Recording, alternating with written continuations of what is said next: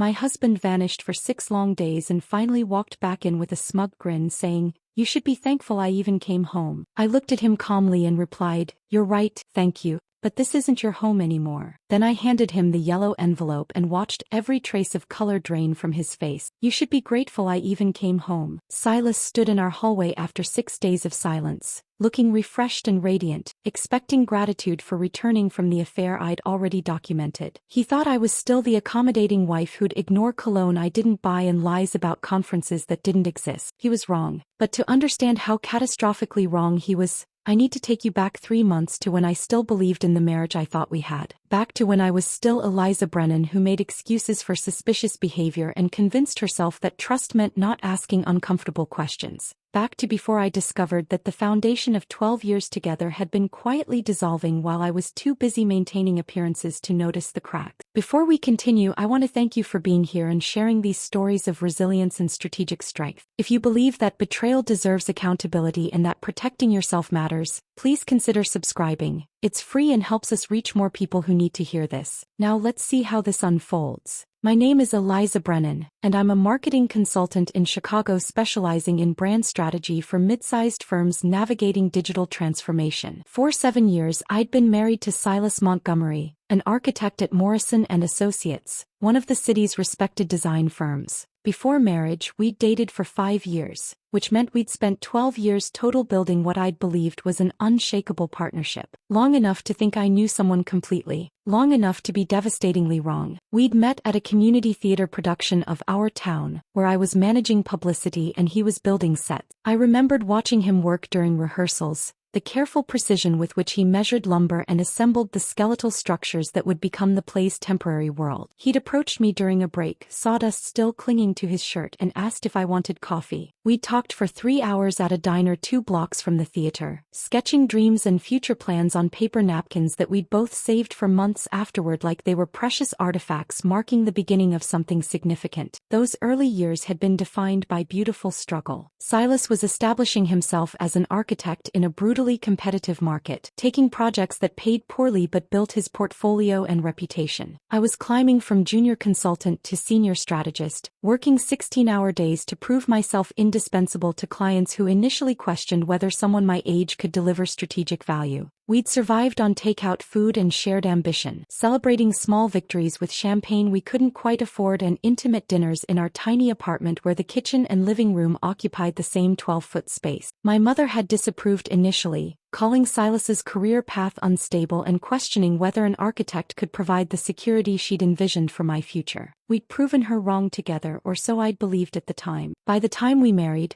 we'd both achieved versions of success that felt hard-earned and deeply shared. Silas had landed his position at Morrison & Associates where he'd eventually advanced to senior designer. My consulting practice had grown until I was pulling 6-figure contracts and turning down projects because my schedule couldn't accommodate additional clients. We'd moved into a 2-bedroom condominium with floor-to-ceiling windows overlooking the city, a space we'd furnished gradually with pieces that represented our combined aesthetic. Not luxurious by any means, but comfortable and undeniably ours. The condominium had been purchased primarily with inheritance money I'd received from my grandmother, a detail that would later prove legally significant in ways I couldn't have anticipated during those optimistic early years. Our life together had developed rhythms that felt like the architecture of genuine partnership. Saturday mornings were reserved for the farmers market near Lincoln Park, where Silas would select produce with the same careful attention he applied to building materials while I managed our reusable bags and provided running commentary about overpriced organic kale. Friday nights meant movie nights with takeout from the Thai restaurant on the corner, his choice of film alternating with mine in a democratic system we'd maintained for years. We hosted dinner parties where friends regularly called us the couple that makes marriage look easy, a compliment I'd accepted with pride that now felt like evidence of my own willful blindness. I'd treasured the small intimacies most. The way Silas would read passages from architecture journals aloud while I worked on client presentations at the dining table, sharing interesting design concepts like they were treasures he wanted me to appreciate. Our accumulated inside jokes and references that made us feel like we spoke a private language only we understood. The comfortable silence of 2 people who didn't require constant conversation to feel connected. Those details had comprised my evidence that our marriage was solid, functional, maybe even enviable to others who struggled with partnership dynamics. The changes had begun approximately 3 months before that devastating doorway confrontation. Subtle at first, easy to rationalize individually, but forming a pattern I'd actively chosen not to recognize as significant until the evidence became impossible to ignore. Silas started waking earlier than usual, his alarm suddenly set for 5:30 instead of the 6:15 he'd maintained for our entire relationship. He'd spend extended periods in the bathroom with the door locked, emerging already dressed and smelling of cologne I absolutely didn't recognize. The scent was expensive, distinctive, nothing remotely similar to the drugstore aftershave he'd worn throughout our years together. When I'd asked about it casually one morning, he'd mentioned something vague about receiving a sample at a client meeting, a detail too minor to challenge directly but notable enough to lodge in my memory. His phone behavior shifted dramatically during this period. The device that used to sit casually on countertops and nightstands became permanently attached to his person, always positioned face down, always within immediate arm's reach. When I'd enter a room where he was texting or scrolling, he'd shift the screen away with movements that were just slightly too quick, just slightly too deliberate to be unconscious. His laptop acquired new password protections seemingly overnight. Websites that used to load automatically now required authentication. Small digital fortifications that individually meant nothing but collectively suggested someone methodically building walls. Financial irregularities began appearing in our joint account statements. Cash withdrawals occurred every Thursday without exception. Always exactly $200, amounts carefully calibrated to avoid triggering any fraud alerts but consistent enough to establish an unmistakable pattern once I started paying attention. Charges appeared for restaurants we'd never visited together, always on weeknights when he claimed to be working late on demanding projects. When I'd asked about his extended hours at the office, his explanations grew progressively shorter and noticeably more defensive in tone. "It's a demanding project, Eliza.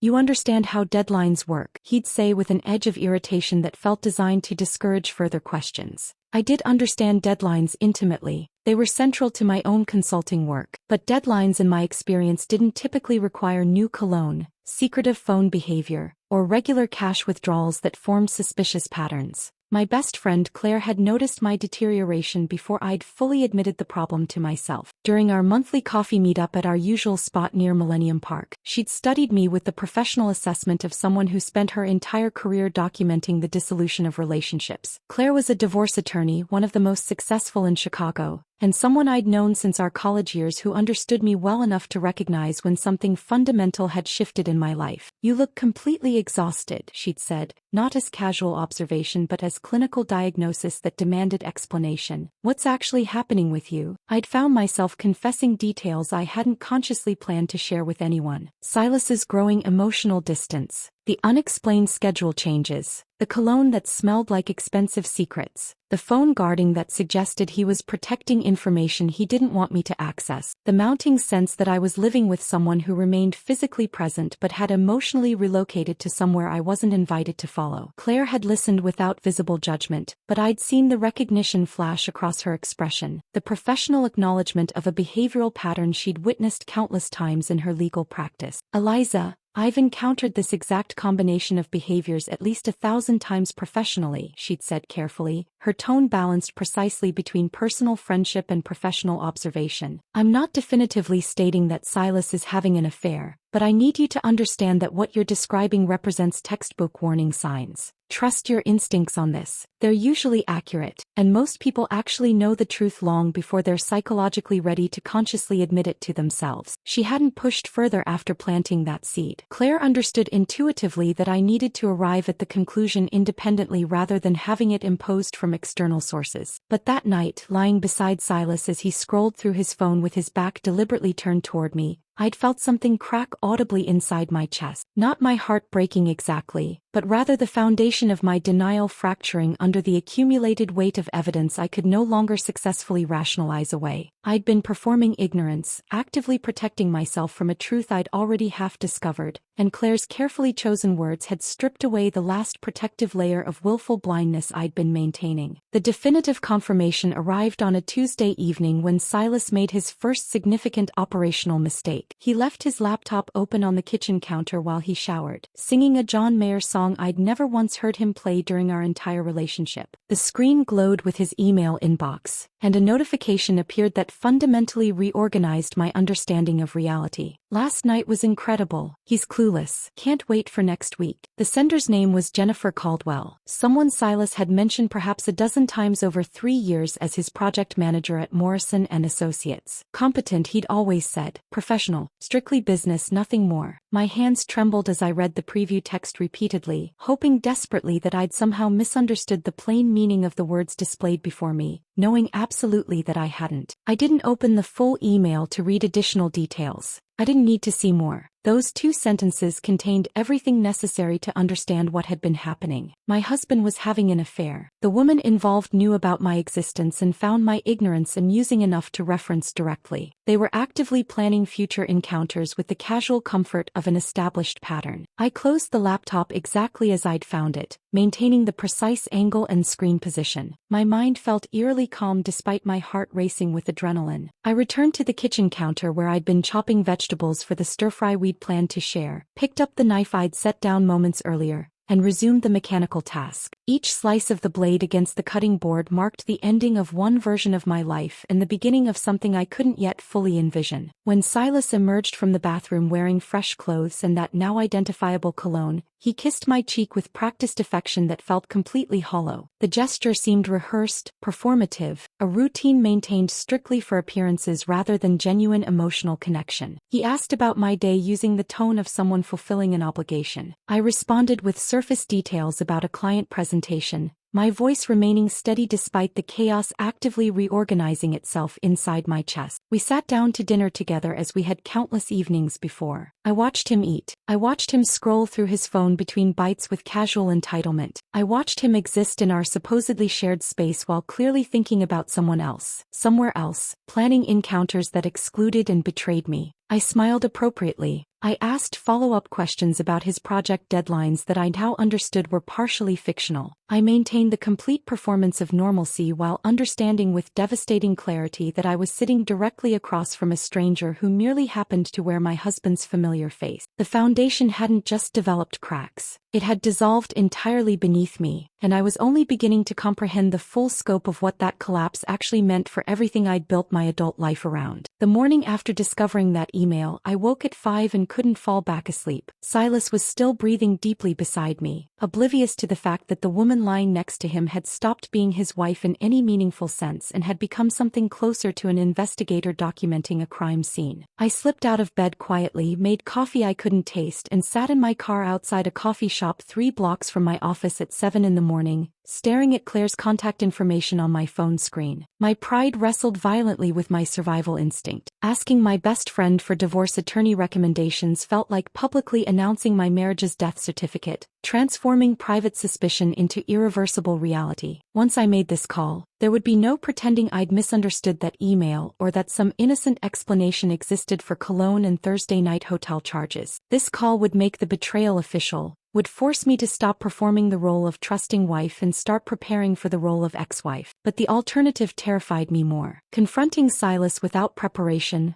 letting raw emotion drive my strategy, felt like walking into battle completely unarmed while my opponent had been planning his campaign for months. I pressed call before I could change my mind. Claire answered on the second ring, her voice warm with the assumption this was a normal friendly check-in. Eliza, hey, everything okay? I need a referral, I said, my voice steadier than I'd expected. For myself. A divorce attorney. The silence on the other end lasted perhaps 3 seconds but felt substantially longer. When Claire spoke again, her tone had shifted entirely from personal friend to seasoned professional who'd heard this exact sentence from desperate women countless times before. Vivian Torres, she said without hesitation, without questions I wasn't ready to answer, without platitudes about marriage counseling or working things out. She's brilliant, absolutely thorough, and she doesn't lose cases. I'll text you her number right now. 20 minutes later, I was scheduling a consultation during a lunch break that Silas would assume I'd spent at my usual Thursday yoga class. The receptionist offered me an appointment for the following week. I asked if anything was available sooner. She found a cancellation for that same afternoon at 2. Vivian Torres's office occupied the 43rd floor of a building overlooking Lake Michigan, All clean lines and floor-to-ceiling windows that made the city look both magnificent and indifferent to individual human suffering. Vivian herself was a sharp-eyed woman in her mid-50s with silver hair cut in a precise bob and a no-nonsense demeanor that somehow made me feel safer despite discussing the collapse of my marriage with a complete stranger. She listened to my story without visible reaction, taking occasional notes on a legal pad while I described the email, the cologne, the Thursday night pattern, the growing distance. When I finished, she set down her pen and leaned forward slightly. Eliza, I'm going to be extremely direct because that's what you need right now. You have exactly two options: react emotionally immediately and lose significant leverage, or gather evidence methodically over the next several weeks and control the outcome completely. Which option do you want? The second one, I said without hesitation. Good, Vivian replied. Then we need to talk about documentation, financial protection, and strategic timing. This is going to feel uncomfortable. You're going to feel like you're doing something wrong by investigating your own husband. You're not. You're protecting yourself from someone who's already demonstrated that your well-being isn't his priority. Over the next 3 weeks, I transformed into someone I barely recognized in the mirror. I became a detective in my own marriage, a woman who photographed credit card statements when Silas left them on the kitchen counter, who documented the patterns of his text message behavior, who accessed our family phone plan online to track his location during his supposed late nights at the office. The process felt dirty in ways I hadn't anticipated. I'd spent 12 years building trust with this man, and now I was systematically dismantling that trust from the inside while pretending nothing had changed. But Vivian's words echoed constantly during moments when guilt threatened to derail my resolve. Documentation is protection. You're not violating his privacy. You're gathering evidence of how he violated your partnership. The credit card statements revealed a pattern that made my stomach turn. Silas had been visiting the Lakeside Boutique Hotel every Thursday night for the past 4 months, charging rooms to our joint credit card at $175 per visit. He was literally using our shared money to fund his affair, the financial equivalent of making me pay for my own betrayal. I photographed every statement, highlighted every charge, created a spreadsheet that tracked dates and amounts with color-coded precision. The cash withdrawals formed their own damning pattern. Every Wednesday without fail, Silas withdrew exactly $200 from our joint account at an ATM near his office. The amounts were carefully calibrated to avoid triggering any fraud alerts but consistent enough to clearly fund a parallel life I wasn't supposed to know existed. Dinner receipts appeared for restaurants we'd never visited together, always on Thursday evenings, always for 2 people, always charged to our joint card before the hotel room. I created a master spreadsheet that would have impressed my most detail-oriented clients. Color-coded rows tracked every lie he'd told about late meetings, every Thursday he'd claimed to work late on demanding projects, every expense that couldn't be explained by legitimate architectural work. Dates, amounts, locations, all meticulously documented. I was building a legal case against the man I'd promised to love forever, and the irony wasn't lost on me that I was applying the same strategic thinking to ending my marriage that I applied to building brands for corporate clients. The hardest part wasn't the investigation itself. The hardest part was maintaining absolute normalcy while conducting it. I cooked dinners and asked about his day. I laughed at his jokes even though they no longer felt funny. I kissed him goodbye in the mornings and welcomed him home in the evenings, all while knowing that every word out of his mouth carried lies I was systematically cataloging for future use. My sister Nina noticed something was wrong during our weekly phone call about 2 weeks into my investigation. Nina lived in Milwaukee, worked as a graphic designer, and possessed exactly zero ability to hide her emotions or moderate her reactions. "You sound completely weird," she said bluntly halfway through our conversation.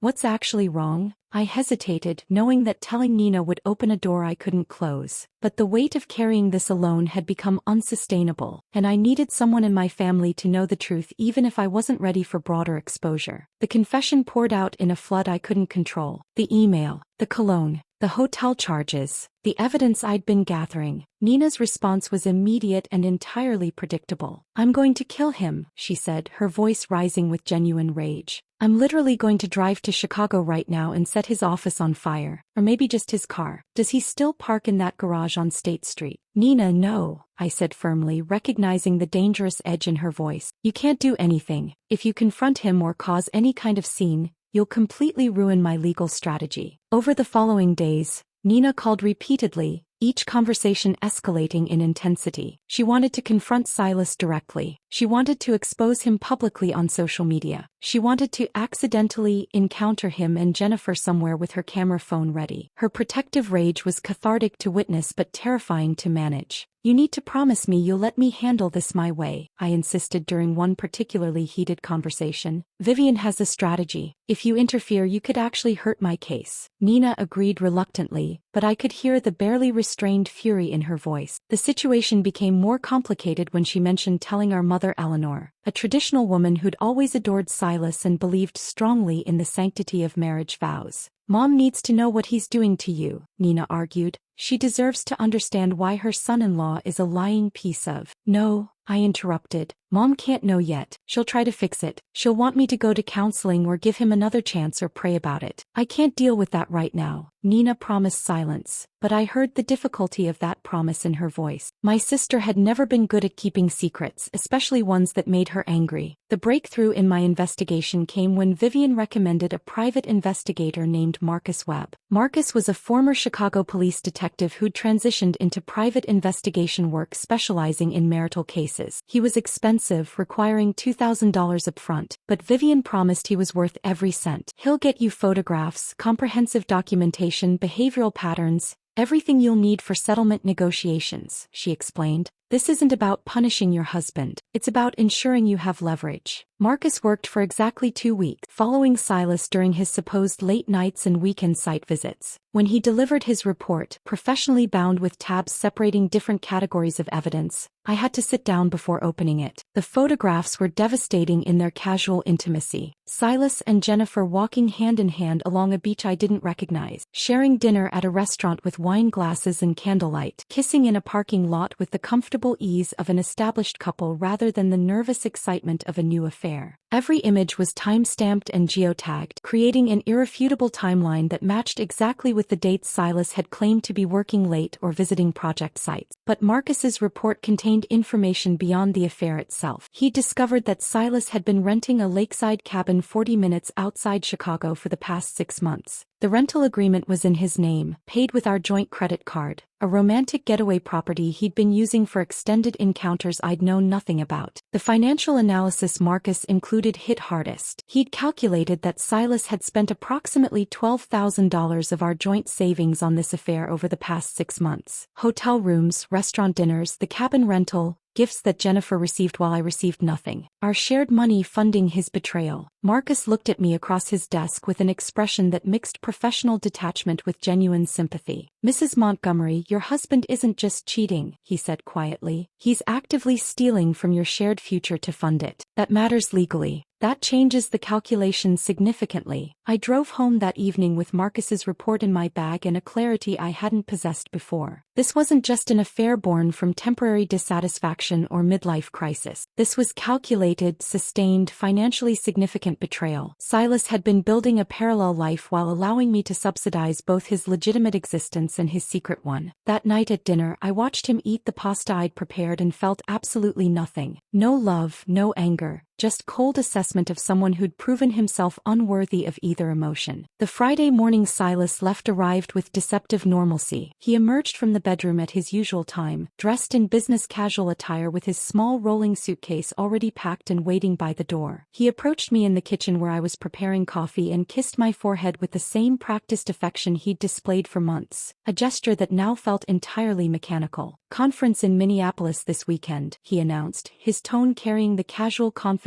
of someone who'd rehearsed this lie until it sounded natural. "Probably back Sunday evening, maybe Monday morning at the latest. Big potential client presentation. Can't miss this opportunity." I turned to face him, arranging my expression into what I hoped resembled supportive concern rather than the cold assessment I actually felt. "Good luck with the presentation," I said, forcing warmth into my voice. "I'll miss you." The words tasted like ash in my mouth, bitter and false, but I delivered them with the same performance quality he'd been demonstrating for months. He smiled, squeezed my hand briefly, grabbed his suitcase and walked out the door. Through the kitchen window, I watched his car exit our building's parking garage and disappear into morning traffic. The moment his vehicle was out of sight, I picked up my phone and called Vivian. She answered immediately despite the early hour. "He's gone," I said without preamble. "Told me he's attending a conference in Minneapolis. Back Sunday or Monday." "Verify it," Vivian responded instantly, her tone all business. "Call his office. Confirm whether the conference actually exists." I pulled up the main number for Morrison and Associates, the architectural firm where Silas had worked for the past 5 years. The HR coordinator answered on the third ring with professional cheerfulness. "Hi, this is Eliza Montgomery," I said, manufacturing concerned confusion in my voice. "I'm trying to reach my husband Silas, who's at your Minneapolis conference this weekend,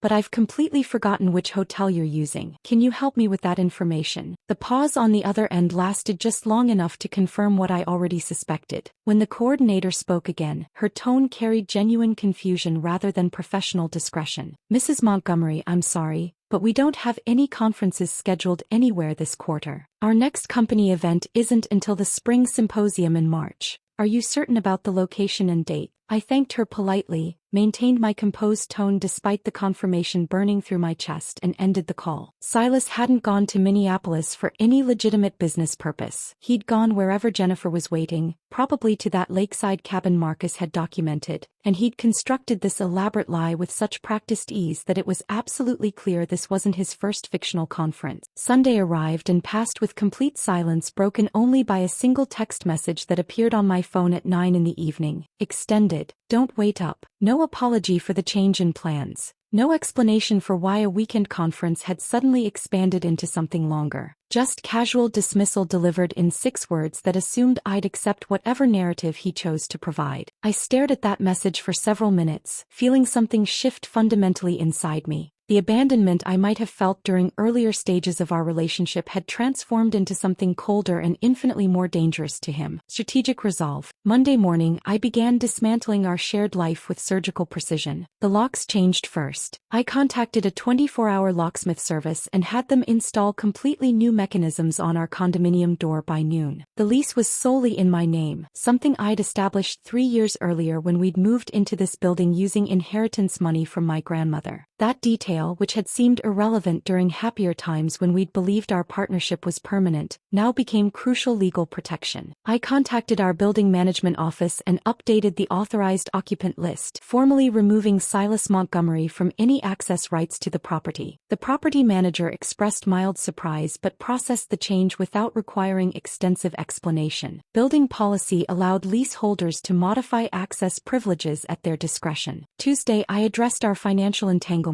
I contacted our credit card companies and canceled the cards attached to our joint account, timing the cancellations carefully to ensure any charges Silas might attempt during his absence would be declined. I opened a new checking account at an entirely different financial institution and redirected my consulting income, which had been funding the majority of our joint expenses for the past 2 years. Every transfer was documented meticulously with notes explaining that I was protecting marital assets from further dissipation due to suspected misconduct. Wednesday brought the emotionally complex task of packing his belongings. I moved through our condominium methodically, gathering his clothing from the closet we'd shared, his toiletries from the bathroom, his architecture books from the shelves he'd installed himself 3 years ago, his collection of design journals, his drafting tools, his framed photographs from projects he'd completed. All of it went into boxes I stacked in the guest room with the systematic efficiency of someone cataloging artifacts for permanent storage. Each item I packed carried memories that wanted to surface. The shirt he'd worn on our anniversary trip to Michigan. The watch I'd given him for his birthday 2 years ago. The sketchbook where he'd drawn preliminary concepts for projects while we'd sat together on lazy Sunday mornings.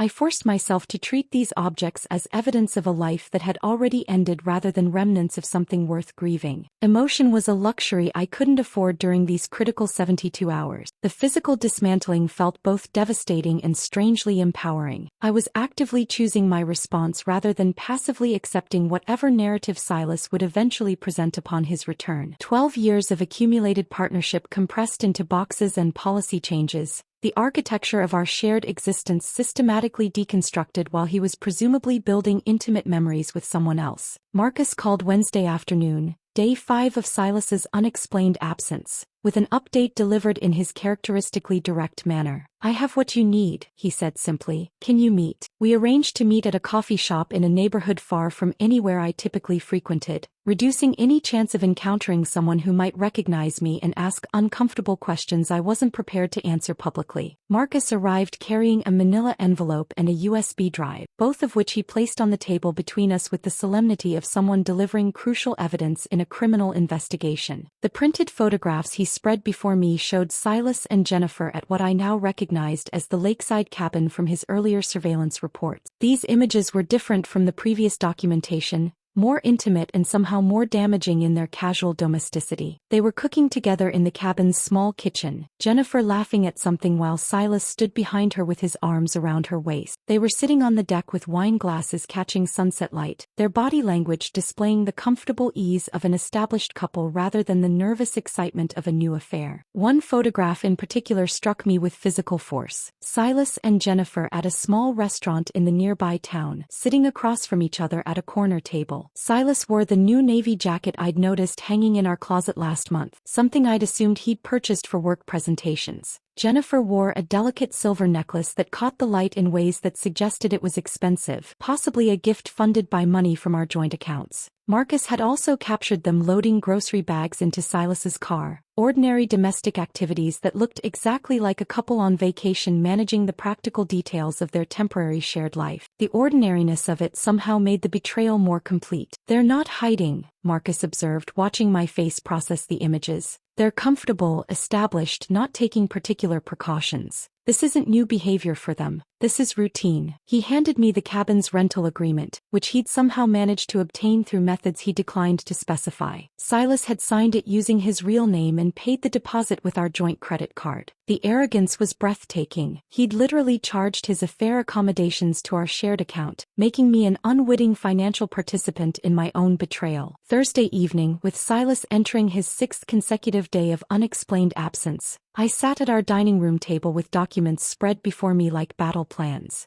Vivian was on speakerphone, guiding me through the assembly of what she called the accountability package. We compiled everything into a single yellow legal envelope. The divorce petition Vivian had filed that morning with the county clerk. Photographic evidence from Marcus with dates, locations and activities carefully annotated. Credit card statements with highlighter marking every affair-related expense. Bank records documenting my asset protection transfers accompanied by detailed notes explaining the legal justification for each action. A formal cease and desist letter restricting Silas's access to marital accounts. The building management letter confirming his removal from our condominium's authorized occupant list. Vivian had also prepared a comprehensive financial analysis calculating that Silas had dissipated approximately $12,000 of marital funds on this affair over 6 months. Hotel charges, restaurant bills, the cabin rental, gifts, all itemized with the precision of a forensic audit. This documentation would become central to property division arguments. "This is your insurance policy," Vivian explained, her voice carrying professional satisfaction. "When he returns, and he absolutely will return because men like this always assume they can manage multiple realities indefinitely,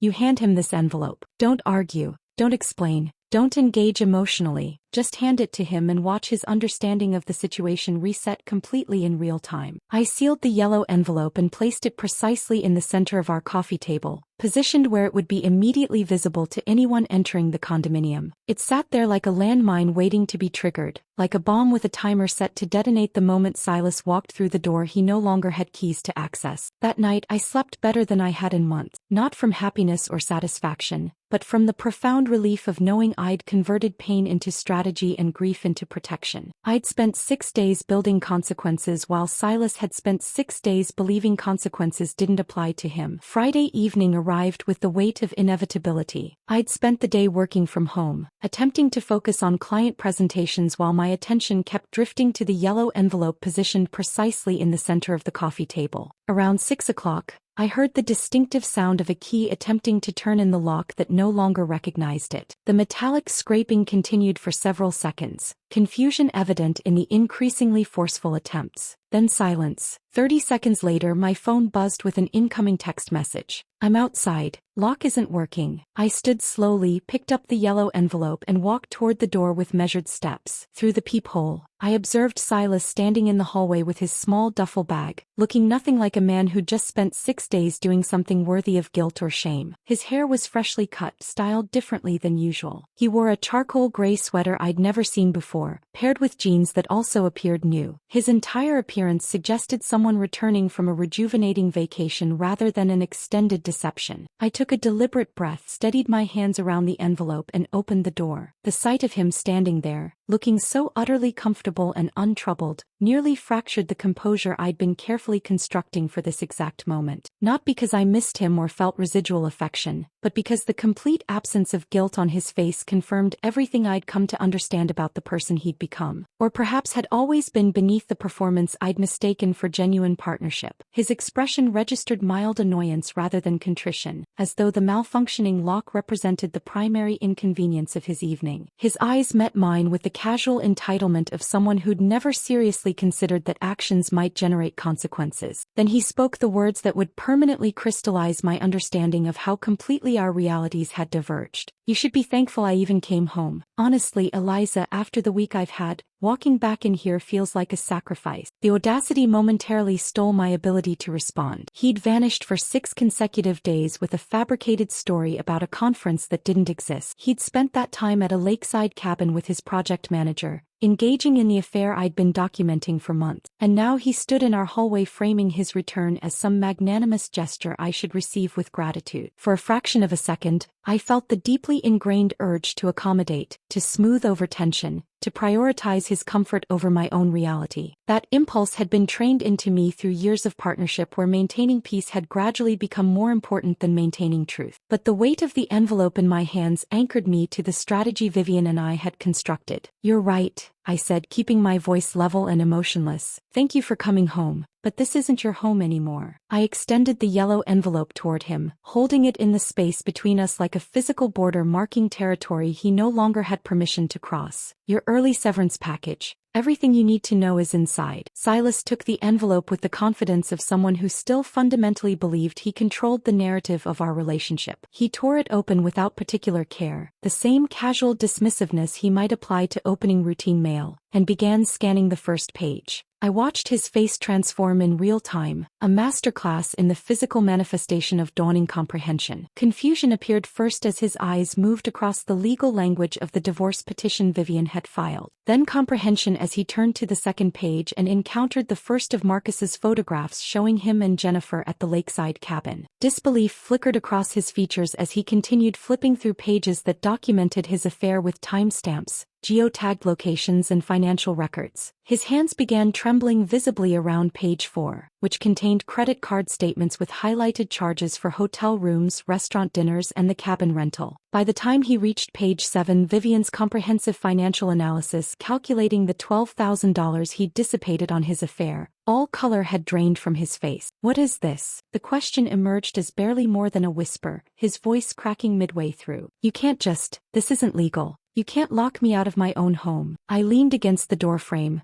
maintaining the careful composure I'd practiced mentally for weeks. Actually, this condominium is in my name exclusively. The lease I signed, the mortgage I'm currently assuming to buy out the building's equity, the security deposit I paid using my inheritance. All mine. You've been living here as my guest for the past 3 years, though I'll admit that legal distinction felt irrelevant when we were actually functioning as married partners. Past tense, as you'll note from the documentation. I watched him process this information, observed the precise moment when he realized I'd been strategizing comprehensively while he'd been focused exclusively on managing his affair logistics and assuming I'd remain conveniently oblivious. He attempted denial first, a predictable initial defense mechanism. This evidence is circumstantial. Those photographs could be explained as work-related or page 5, I interrupted calmly, not allowing him to construct alternative narratives. Timestamps, geotagged locations, credit card receipts creating an irrefutable timeline. Marcus was extremely thorough. The cabin rental agreement is also included, signed in your name, charged to our joint account. His denial crumbled quickly, replaced by the equally predictable blame strategy. You've been emotionally cold and distant for months, Eliza. Constantly prioritizing your consulting work over our relationship. Jennifer just understood me in ways you apparently stopped trying to. She actually listened when I talked about my projects instead of treating my career like background noise to your own ambitions. I let him complete the entire accusation without interruption, recognizing it as the standard script of someone attempting to redistribute responsibility for choices they'd made unilaterally. When he finally fell silent, I responded with the clarity I'd developed over weeks of processing his betrayal. You chose to pursue an affair instead of initiating an honest conversation about relationship dissatisfaction. You chose to construct elaborate lies instead of leaving with integrity. You chose to spend $12,000 of our shared money funding that affair while allowing me to subsidize our legitimate household expenses. Every single choice in that sequence was entirely yours. My only choice was determining how to respond to your choices, and I chose documentation over devastation and strategy over suffering. Silas looked down at the papers again, then back up at me, searching desperately for the version of me who used to accommodate his moods, who used to pursue him for closure when he withdrew emotionally, who used to absorb his dissatisfaction and work to fix problems he'd never clearly articulated. That woman no longer existed in any form he could access or manipulate. "Where am I supposed to go?" he asked, his voice now stripped of the earlier arrogance, reduced to something smaller and more uncertain. "That's an excellent question you should have considered before spending a week at a lakeside cabin with Jennifer, charging the entire romantic getaway to our joint credit card," I replied evenly. "Your belongings are packed systematically in the guest room. You have exactly 1 hour to collect them before building security enforces the occupancy restrictions outlined in the management letter included in your documentation package." He attempted one final appeal, reaching for our shared history as though it could function as leverage against the present reality. "We were together for 12 years, Eliza. That has to mean something. You can't just erase 12 years. I felt something twist uncomfortably in my chest, not from nostalgia or residual affection, but from recognizing his attempt to weaponize our history against me, to use the foundation we'd built as an argument for why I should tolerate its destruction. It meant everything, I said quietly, holding his gaze. Past tense. You systematically converted those 12 years into a cautionary tale about taking partnership for granted. Congratulations on that particular transformation. I stepped back and began closing the door. Silas immediately placed his hand against it, not with aggression but with the desperate energy of someone watching their reality restructure in ways they couldn't control or negotiate. "Please, can we just talk about this like adults? Have an actual conversation instead of this cold legal approach?" I met his eyes one final time, observing the fear and confusion there, feeling absolutely nothing beyond a distant clinical interest in his psychological state. "Adults don't disappear for 6 days without legitimate explanation," I said calmly. Adults don't construct fictional conferences to cover extended affairs. Adults don't spend marital resources on hotel rooms for extramarital relationships. You wanted to be treated like an adult? You're being served comprehensive divorce papers prepared by an experienced attorney. That represents the adult version of this conversation. Everything else is just negotiation, and I'm no longer interested in negotiating with someone who's been operating in bad faith for months. I closed the door with finality. The lock engaged with a solid click that felt like punctuation marking the end of a very long, painful chapter. Through the peephole, I watched Silas remain motionless in the hallway for nearly 2 full minutes, staring at the yellow envelope in his hands as though expecting it to transform into something different if he looked long enough. Eventually, he turned slowly toward the elevator, shoulders visibly slumped under the weight of consequences he'd genuinely never imagined would materialize. The elevator doors closed on his diminished figure, and I stepped away from the door, setting my hand against the wall to steady myself as the adrenaline that had sustained my composure began dissipating. It was finished. The confrontation I'd been strategically preparing for had concluded exactly as Vivian predicted it would. The apartment felt unnaturally quiet after Silas left. I remained standing near the door for several minutes, listening to the silence settle around me like physical substance. My hands were trembling slightly from the adrenaline that had sustained my composure during the confrontation,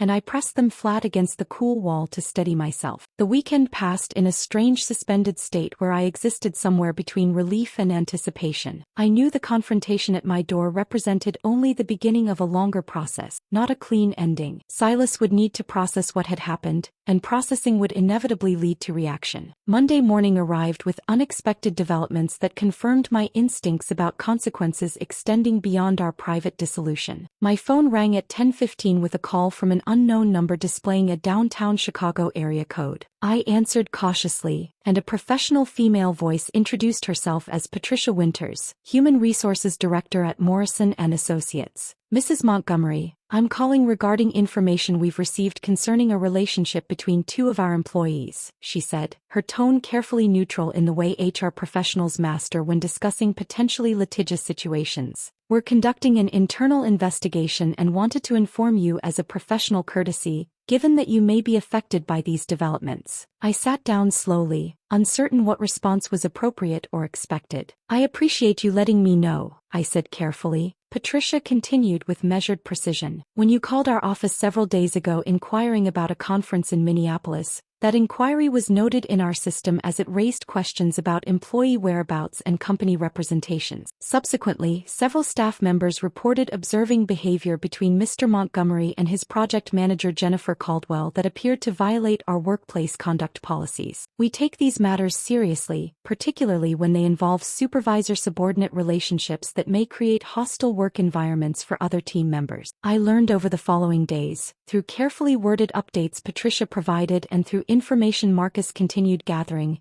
exactly what had unfolded at Morrison & Associates after Silas returned from his 6-day absence. Colleagues who'd previously overlooked or dismissed the dynamic between Silas and Jennifer as professional collaborations suddenly viewed their interactions through a different lens. Hushed conversations in conference rooms with doors closed. Extended lunches that weren't listed on calendars. The way Jennifer's face changed when Silas entered a room, and how his attention shifted immediately to her regardless of who else was present. Small behaviors that individually meant nothing but collectively formed a pattern multiple employees had independently reported to HR. The investigation moved with surprising speed, likely accelerated by Morrison & Associates' desire to address potential liability before it escalated into formal complaints or legal action. Jennifer, as a direct report to Silas, was in clear violation of the company's fraternization policy that explicitly prohibited romantic relationships within reporting structures. Within 2 weeks of the investigation's initiation, she was transferred to a different department working under a different senior designer, accompanied by a formal written reprimand that would remain in her personnel file. Silas faced substantially harsher consequences. As the supervisor in the relationship, he bore greater responsibility for maintaining appropriate professional boundaries. His demotion from senior designer to associate designer came with a corresponding salary reduction of approximately 18%. The high-profile municipal library project he'd been leading was reassigned to another senior designer. His professional reputation within the firm, carefully cultivated over 5 years, sustained damage that would require years to repair if repair proved possible at all. I hadn't engineered any of these consequences. I'd simply called HR to verify a conference, documented reality, and allowed that reality to generate its own momentum. The satisfaction I felt observing these developments was grim rather than celebratory, tinged with the recognition that multiple lives were being disrupted by choices Silas had made without considering collateral damage. Tuesday evening brought a complication I'd been trying unsuccessfully to prevent. My phone rang at 11 with my mother's name displayed on the screen, and I knew immediately that Nina's restraint had finally shattered. "Eliza," my mother began, her voice carrying an emotion I couldn't immediately identify as anger, disappointment, or confused hurt. "Nina told me about Silas. She told me everything." I closed my eyes, bracing for the conversation I'd been dreading since filing the divorce petition. "Mom, I was going to tell you when." "How could you not tell me?" she interrupted, her tone sharpening. "How could you make such a major life decision without discussing it with your family, without even informing me that your marriage was in crisis?" The direction of her response caught me completely off guard.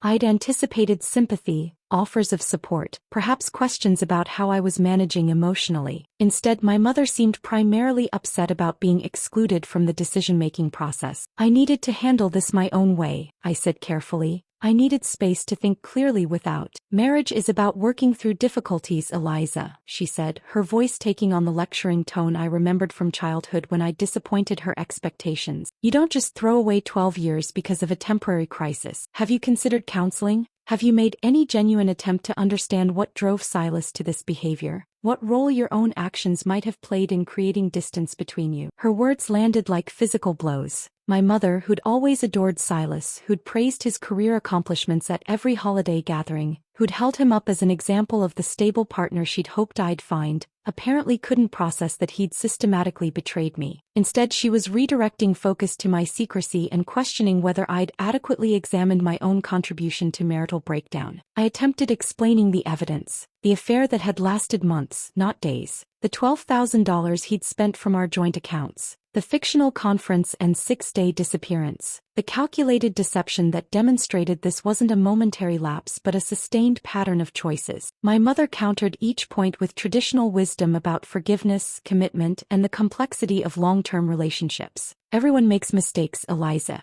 Marriage means choosing to forgive and rebuild, not running to divorce attorneys at the first sign of trouble. The conversation deteriorated from there, eventually ending with my mother saying she needed time to process everything and me realizing with painful clarity that her support was conditional on my performing the role of wounded victim seeking reconciliation rather than strategic actor protecting her own interests. I sat on my couch after that call ended, feeling a different kind of betrayal settle into my chest. I'd lost my husband to his own choices. But I was also losing my mother's uncomplicated support because I'd refused to perform grief and helplessness in ways she found acceptable. Wednesday brought an unexpected confession from Claire that further complicated my understanding of how long I'd been navigating deception without recognizing it. She invited me to dinner at a quiet bistro in a neighborhood where we were unlikely to encounter anyone from our professional or social circles. Over wine I needed more than I wanted to admit. Claire made a confession that had clearly been weighing on her for months. Eliza, I need to tell you something I should have mentioned a long time ago, she began, her face displaying the kind of genuine guilt that can't be manufactured. Last December, probably around the 10th or 11th, I saw Silas having lunch with a woman at that Italian place on Randolph Street. Rossetti's, the one with the private booths in the back. She paused, gathering courage to continue. They were sitting in one of those booths, very close together, and something about their body language felt wrong to me. The way they were leaning toward each other, the way she was laughing, the way he was looking at her. I convinced myself I was misreading the situation,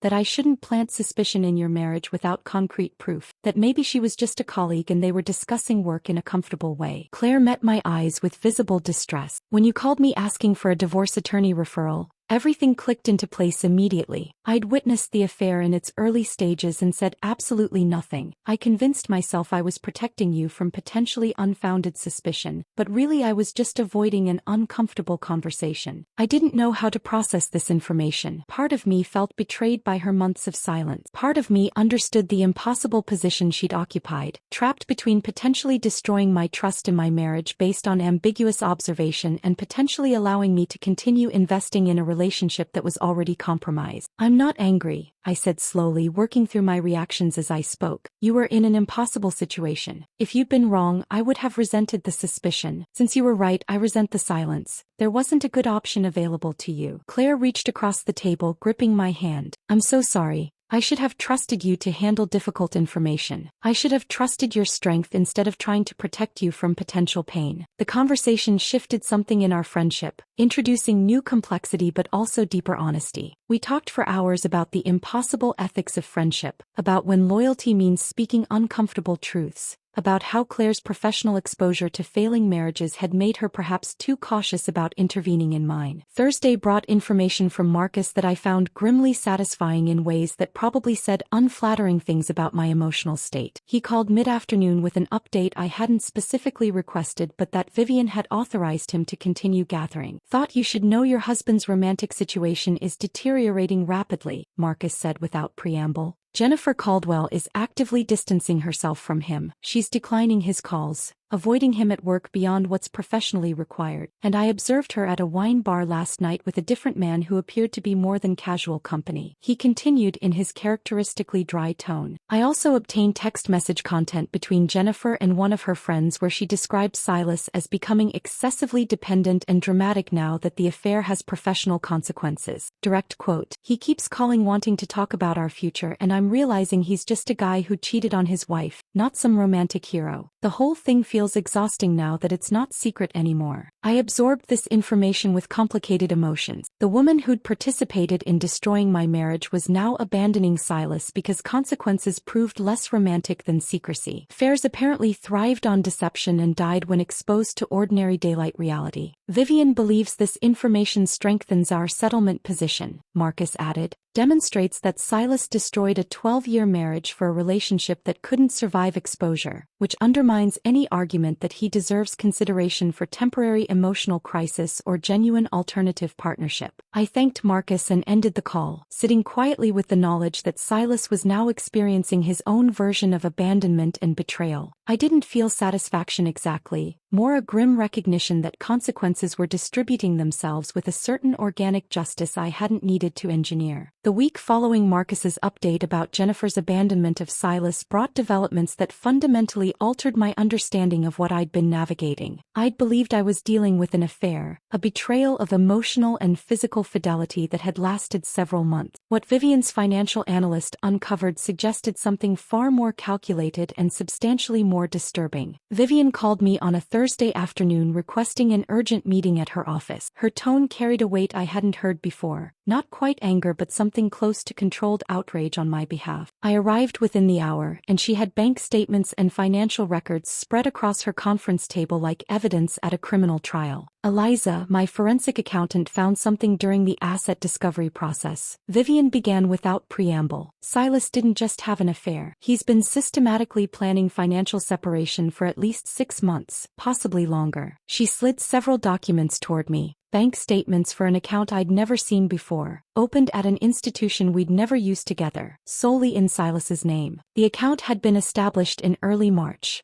approximately 7 months before his 6-day disappearance. Over those months, he'd been redirecting portions of his quarterly bonuses and freelance consulting income into this hidden account rather than depositing them into our joint finances as he'd always done previously. The current balance was $28,417. I stared at the number, my brain struggling to process the implications. $28,000 that should have been marital property, that should have been contributing to our shared household expenses and future planning, secretly diverted into an account I'd known nothing about. He was building an exit fund, Vivian said, her professional composure cracking slightly to reveal genuine anger. While you were paying the majority of your household expenses from your consulting income, believing you were contributing to shared financial stability, he was constructing a separate financial foundation for whatever life he was planning without you. She pulled out additional documentation showing our household expense patterns over the same period. My consulting income had covered our mortgage, utilities, groceries, and most discretionary spending. Silas's base salary had ostensibly been contributing to joint savings and shared expenses, but the forensic analysis revealed that his actual contributions had decreased substantially starting in March while his income had remained constant. The difference had been flowing into the hidden account. This isn't impulsive infidelity, Vivian continued.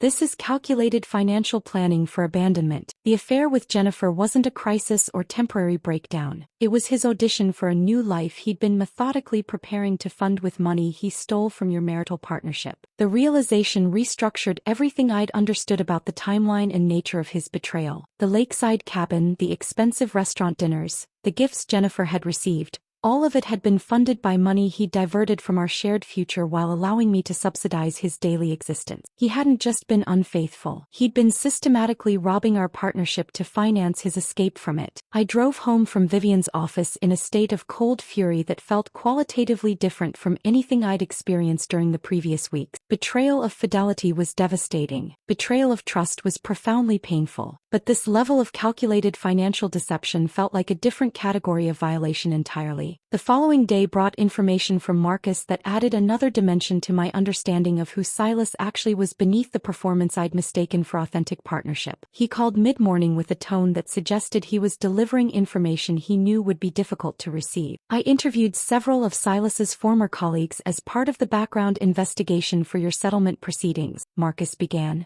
One of them, a woman named Rebecca Hartley who left Morrison and Associates about 3 years ago, mentioned something that seemed significant enough to follow up on. He paused briefly before continuing. When I asked about Silas's professional reputation and character, Rebecca asked if this investigation was about his pattern of workplace relationships. Her exact words were, I know Jennifer isn't the first because he tried the same approach with me during my first year at the firm. Marcus explained that he'd conducted a follow-up interview with Rebecca, who described Silas making persistent advances during her initial months at Morrison & Associates when she'd been a junior designer and he'd been a mid-level architect. She'd rebuffed him clearly and professionally and he'd eventually stopped, but the experience had made her uncomfortable enough that it had contributed to her decision to leave the firm for a position elsewhere. Rebecca had also mentioned rumors about another situation involving an intern named Michelle approximately 2 years before Jennifer, though that relationship had been more speculation among staff than confirmed fact. The timeline would have placed it during a period when Silas and I were still married, still supposedly committed to our partnership. I can't definitively prove the situation with Michelle, Marcus said carefully, but Rebecca's direct experience combined with the rumors suggests Jennifer represents a pattern of behavior rather than an isolated incident or one-time mistake. I sat with this information for hours after ending the call, feeling the past rewrite itself yet again. How many of Silas's late nights at the office had actually been work? How many demanding projects had been cover stories for relationships that simply hadn't progressed as far as his involvement with Jennifer? How many times had I accepted his explanations about overtime and client meetings while he was actually pursuing or conducting affairs with colleagues? The pattern suggested that Jennifer wasn't the woman who'd tempted my faithful husband into uncharacteristic behavior. She was simply the most recent woman who'd said yes to advances Silas had apparently been making throughout our marriage whenever opportunity and receptiveness aligned. Vivian incorporated this information into our settlement strategy, using it to demonstrate systematic deception rather than a singular lapse in judgment that might warrant leniency or consideration of mitigating circumstances. The narrative shifted from husband who made a mistake during a difficult period to husband who maintained a pattern of infidelity and deception throughout the marriage. Sunday afternoon brought an unexpected and painful conversation with Nina that added yet another layer to my understanding of how extensively Silas had manipulated the people around him to insulate his deceptions. We met for coffee at a place near her apartment in Milwaukee, and she seemed agitated in ways that suggested she'd been carrying something difficult for some time. "I need to tell you something that's been making me feel sick since you told me about the affair," Nina said once we'd settled into a quiet corner booth. "Last Thanksgiving, do you remember when you were helping Mom in the kitchen for like an hour before dinner?"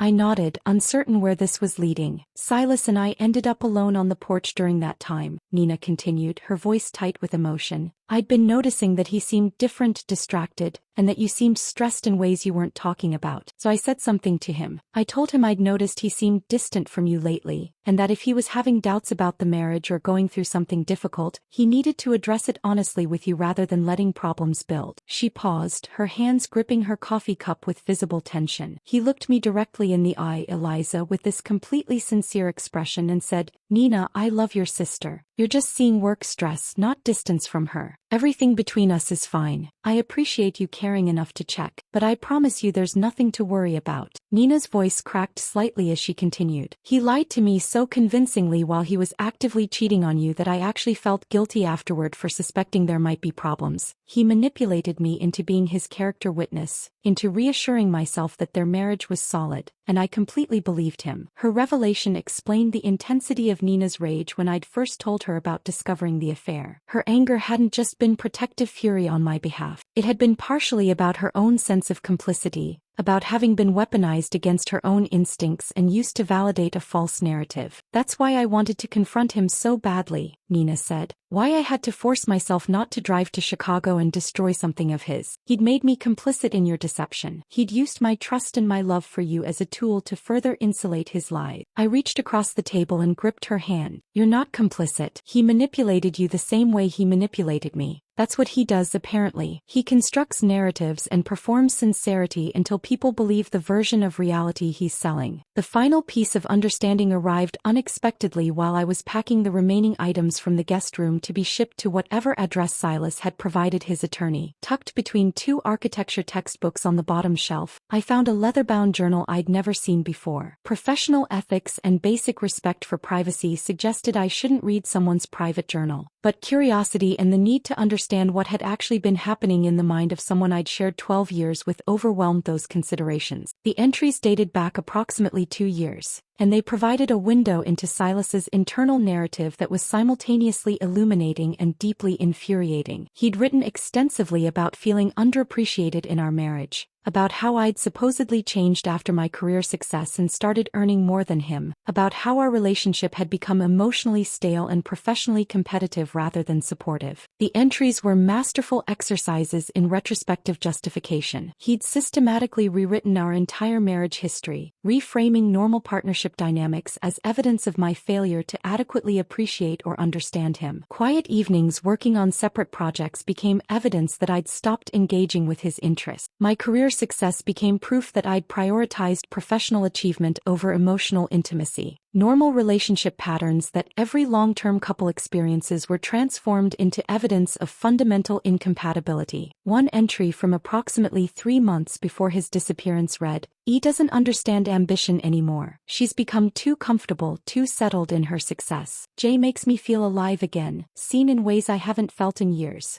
Like the man I was before marriage domesticated me and turned me into someone I barely recognized." Reading those words crystallized something crucial. Silas hadn't betrayed me because our marriage was actually failing in any objective sense. He'd constructed a narrative of failure specifically to justify betrayal he'd already decided to commit. The journal was evidence of someone rewriting history to absolve himself of responsibility for destroying something that had actually been functional, if imperfect in the ways all long-term relationships inevitably become. I photographed the relevant pages carefully and sent them to Vivian, who responded within an hour that this documentation would be invaluable for demolishing any argument Silas's attorney might attempt to make about marital breakdown or shared responsibility for the relationship's dissolution. That evening, I sat in my condominium surrounded by the evidence of systematic deception that extended far beyond a simple affair, and I felt something shift in my chest. The shock and hurt that had characterized my initial responses to discovering his infidelity had transformed into something colder and more clarifying. I understood now exactly who Silas Montgomery was beneath the performance he'd maintained for 12 years. Someone capable of elaborate, sustained deception. Someone who rewrote reality to serve his own narrative needs. Someone who weaponized trust and manipulated the people who cared about him to insulate his betrayals.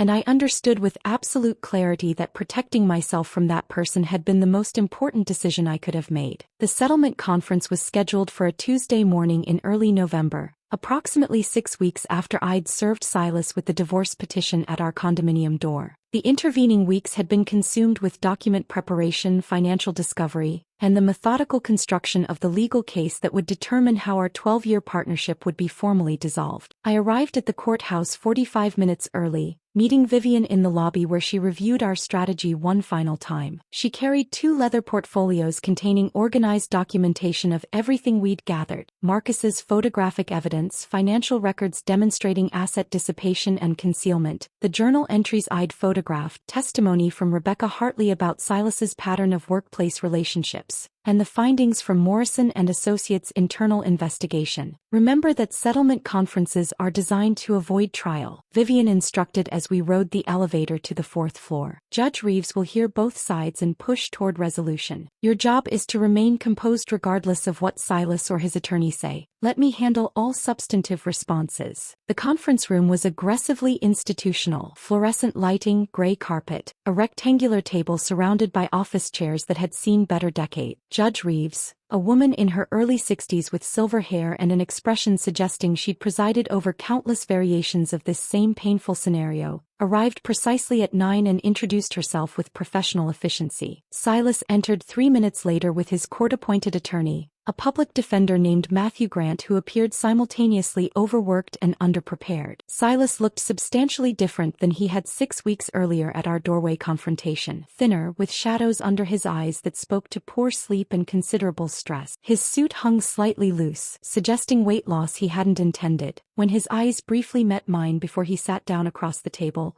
I saw something that might have been shame or perhaps just exhausted resignation. Judge Reeves began by establishing ground rules and explaining the settlement conference process. Then she invited Vivian to present our position. Vivian's presentation was clinical and devastatingly thorough. She walked through the timeline of Silas's affair, supported by Marcus's photographic documentation showing him and Jennifer at the lakeside cabin, at restaurants, engaging in domestic activities that demonstrated an established relationship rather than isolated encounters. She presented the credit card statements demonstrating $12,000 in affair-related expenditures charged to our joint account. She introduced evidence of the hidden savings account containing $28,000 that Silas had systematically diverted from marital assets while allowing me to shoulder the majority of household expenses. She detailed the findings from Morrison and Associates' internal investigation, which had resulted in Silas's demotion and Jennifer's transfer due to violation of workplace conduct policies. She referenced Rebecca Hartley's testimony suggesting a pattern of inappropriate workplace relationships extending beyond Jennifer. She presented excerpts from Silas's journal demonstrating that he'd been constructing justifications for betrayal rather than responding to actual marital failure. Matthew Grant attempted to interrupt several times, trying to argue that Illinois was a no-fault divorce state where marital misconduct shouldn't influence property division. Judge Reeves cut him off with the weary patience of someone who'd heard this argument too many times to count. Counselor, while Illinois doesn't recognize fault as grounds for dissolution itself, asset dissipation due to marital misconduct absolutely influences equitable distribution, she said firmly. Your client spent $12,000 of marital funds directly on an extramarital affair and concealed $28,000 in a separate account he established specifically to prepare for leaving the marriage. These are not neutral factors that the court can ignore when determining fair division of assets. Watching Silas sit across that conference table while his deceptions were catalogued publicly in official legal proceedings generated a complex emotional response I hadn't fully anticipated. Not satisfaction exactly, though there was an element of grim vindication in seeing his choices documented and acknowledged. More a sense of finality, of watching consequences crystallize into official record that would permanently define how our partnership had ended. Silas kept his eyes fixed on the table throughout most of Vivian's presentation, occasionally glancing at documents Matthew Grant slid toward him but never once meeting my gaze directly. His shoulders carried tension that spoke to acute discomfort with having his private betrayals examined in this sterile public forum. Judge Reeves called a 15-minute recess after Vivian concluded her presentation. I stepped into the hallway outside the conference room,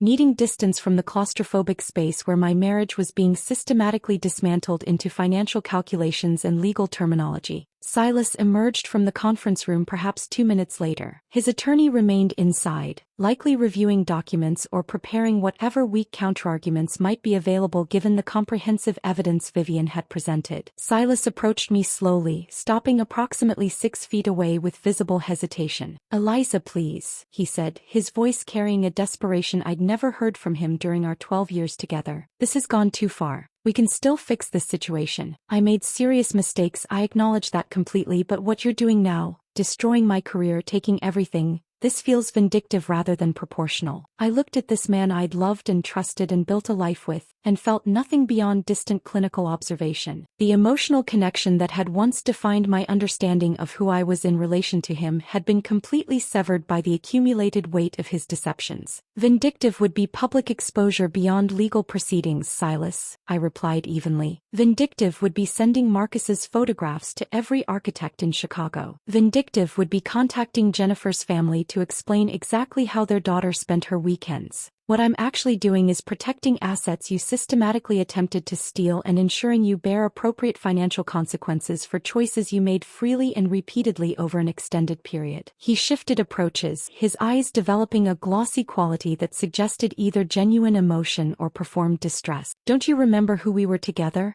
Don't those 12 years mean anything to you anymore?" I stepped slightly closer, lowering my voice so our conversation wouldn't carry to others in the hallway. "They meant everything to me until you decided they meant nothing. You don't get to retroactively weaponize our shared history after you spent 6 months systematically planning your exit and 6 days celebrating it at a lakeside cabin with your project manager." His face crumpled slightly at the directness of my response. Before he could attempt another argument, Judge Reeves's assistant called us back into the conference room. The final settlement terms were delivered with bureaucratic efficiency that reduced 12 years of partnership into 15 minutes of legal language. I retained full ownership of the condominium and the mortgage I'd been paying, with Silas receiving no equity share because Judge Reeves determined his marital misconduct had dissipated equivalent value. I received 68% of our remaining joint savings, calculated by taking the current balance, adding back the $12,000 he'd spent on affair-related expenses and the $28,000 he'd concealed in the hidden account, then dividing proportionally while accounting for my substantially larger financial contributions over the previous 3 years. Silas retained his personal belongings, his vehicle, and his retirement accounts minus a portion allocated to me representing the years when I'd financially supported his career during periods of income instability. Judge Reeves determined that no spousal maintenance was appropriate in either direction given that we'd both been self-sufficient professionals earning comparable incomes throughout most of the marriage. The entire dissolution of our legal partnership was articulated and formalized in less time than it typically took us to choose a restaurant for dinner. Matthew Grant offered Silas quiet reassurances that this represented the best possible outcome given the circumstances, which I recognized as legal euphemism meaning he'd had absolutely no leverage to negotiate better terms. I signed the settlement agreement with steady hands,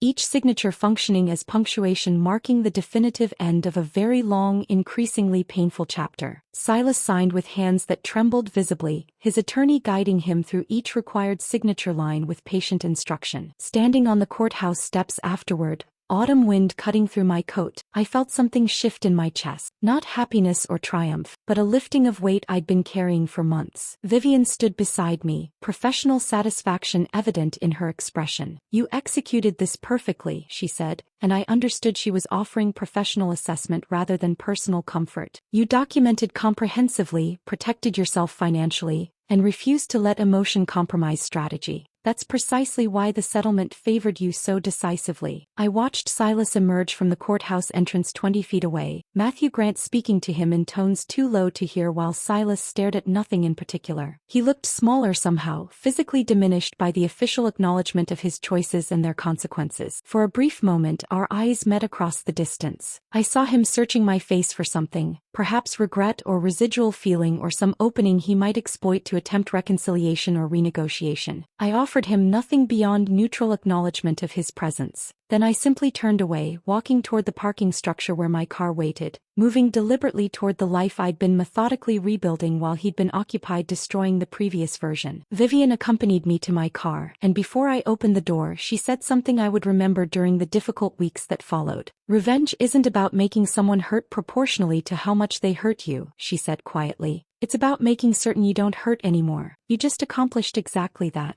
I drove away from the courthouse understanding that while the legal dissolution was complete, the emotional processing would continue for some time. But the foundation was established. I'd protected myself when protection was needed, responded to chaos with strategy rather than hysteria, and ensured that consequences landed where they legitimately belonged. The drive home from the courthouse felt different than any journey I'd made over the previous 6 months. The legal dissolution was complete, formalized through signatures and judicial approval that transformed 12 years of partnership into a historical fact rather than a present reality. The weight I'd been carrying since discovering that email on Silas's laptop had lifted partially, replaced by something that felt tentatively like the beginning of peace. The condominium I returned to that evening still carried traces of our shared life despite the changes I'd implemented during his 6-day absence. Over the following weeks, I began a more comprehensive transformation that would convert this space from a museum of memories into something that reflected only my own aesthetic and priorities. The repainting started the first weekend after the settlement conference. I'd hired painters initially, receiving quotes that seemed reasonable until I considered the therapeutic value of doing the physical work myself. The neutral beiges and grays that Silas had insisted represented sophisticated, resale-friendly choices disappeared under colors I'd wanted for years but had never advocated for strongly enough to override his preferences. Deep teal in the living room,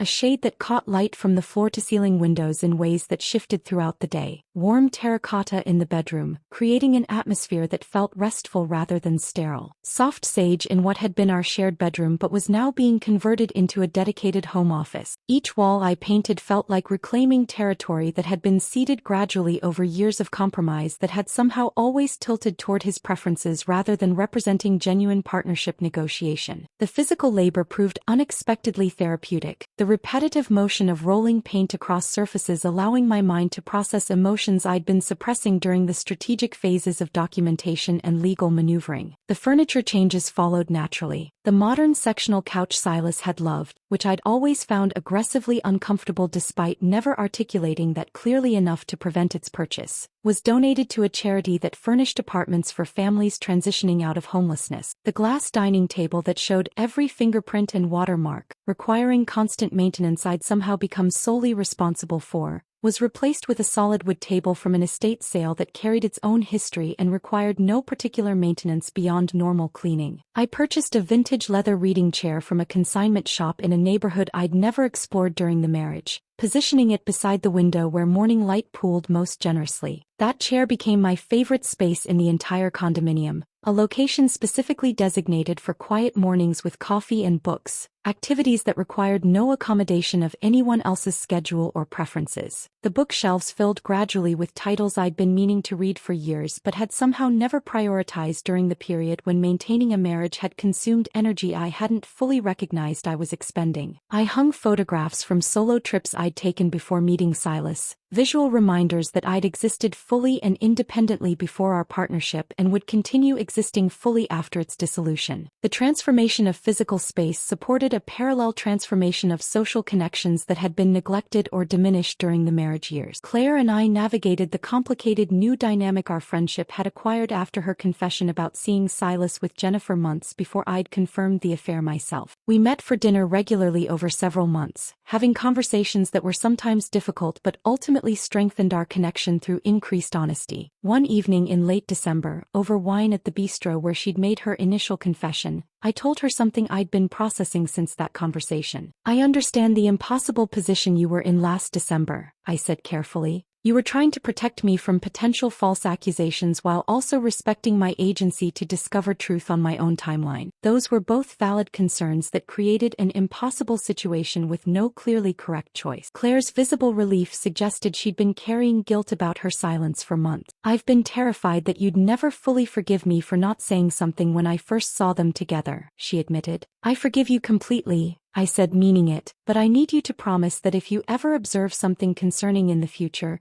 you'll trust me enough to handle difficult information. I'd rather process painful truth than continue investing in comfortable fiction." She agreed without hesitation, and our friendship deepened from that exchange. The honesty we'd established about her earlier silence created space for greater authenticity in all our subsequent interactions. I also reconnected with college friends I'd gradually drifted away from during the marriage years. Women who'd invited me to weekend trips that Silas had subtly discouraged through expressions of concern about the expense or questions about whether I really wanted to spend limited vacation time away from him. Career opportunities he'd questioned by raising doubts about whether the additional responsibility was worth the increased stress. Adventures he'd deemed impractical through gentle mockery disguised as affectionate teasing. Reconnecting with these women, I recognized with uncomfortable clarity how substantially I'd contracted my life to accommodate preferences and boundaries I'd internalized as reasonable partnership compromise. The world had always been larger than the version I'd been inhabiting. I'd simply stopped noticing the borders I'd accepted. Some relationships didn't survive the divorce. Several couples we'd been friendly with during the marriage gradually faded from contact, apparently uncomfortable with the messiness of dissolution or perhaps feeling obligated to maintain loyalty to Silas despite the circumstances. I noticed their absence but didn't particularly mourn it. Friendships built primarily on couple-based social activities rather than genuine individual connection proved unsustainable once the couple configuration dissolved. The relationships that remained and strengthened felt qualitatively different, more authentic, constructed on who I actually was rather than who I'd performed being as part of a partnership unit. 9 months after the settlement conference, on an unremarkable Tuesday in early June, I received a text message from an unknown number that initially generated mild curiosity about its origin before I read the content. "I understand now what I destroyed. I'm sorry for everything that happened. I hope you're finding happiness in your new life." I stared at the message for several minutes, sitting in my teal living room with evening light filtering through windows that framed a view I'd been looking at for years but had only recently started genuinely seeing. I waited to feel something significant: rage at the inadequacy of his apology, vindication that he'd finally acknowledged responsibility, residual pain from the wounds he'd inflicted. Instead, I felt mild curiosity about what had prompted him to send this message now, followed by profound indifference that felt qualitatively different from the cold strategic detachment I'd cultivated during the divorce proceedings. This wasn't suppressed emotion. This was genuine absence of emotional investment, the psychological equivalent of observing a stranger's life from substantial distance. I didn't respond. The text wasn't really for me despite being addressed to me. It was for him. An attempt to alleviate guilt by performing contrition and seeking absolution I had no interest in providing. I deleted the message and blocked the number. Actions motivated not by anger but by simple recognition that Silas Montgomery had become someone I used to know, a character in a story I'd finished writing and had no intention of reopening. That evening, I met Claire for dinner at our usual spot and mentioned the text during our conversation. "How do you feel about it?" she asked with the careful attention of someone who'd learned to recognize significant emotional moments. I considered the question honestly before responding. "Nothing," I said, recognizing the truth as I articulated it. "I feel nothing about him specifically and everything about my life as it exists now. That's how I know I've actually healed rather than just performing healing." Claire raised her wine glass with a slight smile. "To nothing," she said, acknowledging both the absurdity and profound truth of the toast. We both laughed, and the conversation moved naturally to other topics that comprised our current lives rather than dwelling on the past that had been processed sufficiently to no longer demand constant attention. The yellow envelope that had represented the culmination of my strategic response to betrayal found permanent residence on a shelf in my home office, positioned where I'd see it whenever I worked but not so prominently that it dominated the visual space. Friends who visited occasionally noticed it and asked about its significance with curiosity that suggested they recognized it meant something beyond ordinary office supplies. "A reminder that documentation defeats manipulation," I'd explain when asked, "and that strategic thinking produces better outcomes than emotional reaction." Some people laughed nervously, unsure whether I was joking. Others nodded with recognition that suggested they'd navigated their own difficult situations requiring similar approaches. A few asked for Vivian's contact information, which I provided without hesitation. Late one night in early autumn, nearly a year after serving Silas with divorce papers at my condominium door, I pulled the yellow envelope from its shelf and examined its contents one final time. The photographs Marcus had taken, the financial records demonstrating systematic deception, the legal documents that had formalized the dissolution. I smiled slightly at Vivian's handwritten notation on one page. "Client exhibited exceptional strategic thinking throughout. Recommend as model for effective divorce preparation." I realized with clarity that had developed gradually over months that the yellow envelope had never actually been about revenge despite how the confrontation might have appeared to external observers. Revenge would have implied wanting Silas to suffer proportionally to the pain he'd caused me. What I'd actually wanted, what I'd methodically achieved, was protection from ongoing harm, accountability for choices that had damaged our partnership, and dismantling of power imbalances he'd created and maintained through sustained deception. I'd wanted him to carry the appropriate weight of his own choices rather than successfully distributing that weight onto me through guilt, financial manipulation, or narrative reconstruction that reframed his betrayals as somehow jointly caused by marital dysfunction. The envelope went back on its shelf, transformed from a weapon into a monument marking the precise coordinates of my transformation from someone who'd absorbed betrayal into someone who'd protected herself when protection became necessary. That night, I went to bed in a condominium that belonged entirely to me legally, financially, and emotionally. The silence that filled the space didn't feel empty or lonely. It felt complete, the natural atmosphere of a life reconstructed according to specifications I'd developed independently rather than through negotiated compromise with someone whose preferences had somehow always carried disproportionate weight. I'd learned something essential through the process of discovering betrayal and strategically responding to it. Peace doesn't emerge from revenge that balances suffering. Peace doesn't come from reconciliation that papers over fundamental violations of trust. Peace comes from the quiet certainty that you protected yourself when protection was needed, that you responded to chaos with strategy rather than matching it with equivalent chaos, and that you closed doors that should never have been opened while walking deliberately forward into a future only you define. This story of strategic justice had you completely gripped. Hit that like button right now. My favorite part was when Eliza handed Silas that yellow envelope at the door and watched his face drain of color as reality hit him. What was your favorite moment? Drop it in the comments below. Don't miss more powerful stories like this. Subscribe and hit that notification bell so you never miss an upload.